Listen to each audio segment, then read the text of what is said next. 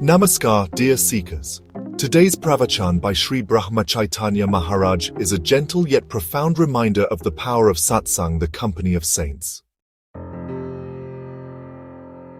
Maharaj emphasizes that while rituals, austerities, and scriptures all have their place, the presence of a true saint is the most direct and transformative path to God. To complement this wisdom, we will reflect on an incident from the life of Bogar Siddhar, one of the great Tamil Siddhars, whose story beautifully mirrors today's teachings. Let us first listen to Maharaj's divine words. Association with saints best means to attain God. To be born a human being, to meet a saint, and to recognize and associate with him, these are honestly the rarest things on earth. That is why living with a saint is really incomparable good fortune. It may in fact be termed the king of sadhanas. Saints, you see, eradicate all desire in a man, and then, well, there remains nothing to be acquired. The body of a person performing religious rituals very meticulously, sort of automatically acquires a characteristic radiance or aura, such you may not find with a saint, but his body is, without doubt, invariably a fit temple for divine knowledge. The ways and means of acquiring pleasures of the senses may be better known to us worldly-minded persons, but the blissfulness that is honestly beyond the capacity of the body and that transcends time and space can only be obtained by remembering God and thereby, being oblivious of the physical body.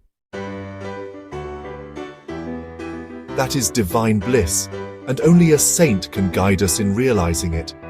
One may go to a saint with the object of fulfilling some mundane desire, but the saint will, somehow, manage to send him back divested of all wishes. In fact, one who achieves this for every person that approaches him is a true saint. Nay, he is God incarnate. We should truly long to meet such a one. Saints make us cognizant of the ultimate reality. The true achievement of human life, well, it lies in following a saint's behest in word, deed, and spirit. All persons sitting in a railway train reach the terminal station, irrespective of the class they travel by, and even those without a proper ticket. Similarly, all persons living in the company of a saint reach the terminus, namely, the ultimate reality. The wicked, the sinful, the unrighteous, the unworthy, and the despicable, who may be said to correspond to the ticketless. These too will achieve liberation. The only proviso is that they do not leave the train en route, that is, they hold on to the saint's company. Therein indeed lies the greatness and the glory of a saint. In man's quest for liberation, association with saints is of paramount importance. This association can be obtained in three ways. Physical association with the mantra conferred by the saint, and association with his lofty thoughts and teaching. All these kinds of association exert an influence that takes place almost unawares, but is quite positive. Among the great Siddhars of Tamil tradition, Bogar Siddhar stands tall as a yogi, alchemist, and spiritual master. He is famed for creating the Navapashanam idol of Lord Murugan in Palani, using 9 rare poisons transformed into a healing substance, a feat only possible through divine insight. There is a tale where a wandering seeker approached Bogar during his tapasya. Doubting the power of saints, he asked Bogar to show a miracle. Bogar gave him a simple herbal potion. Upon drinking it, the man experienced an inner stillness and joy he had never known.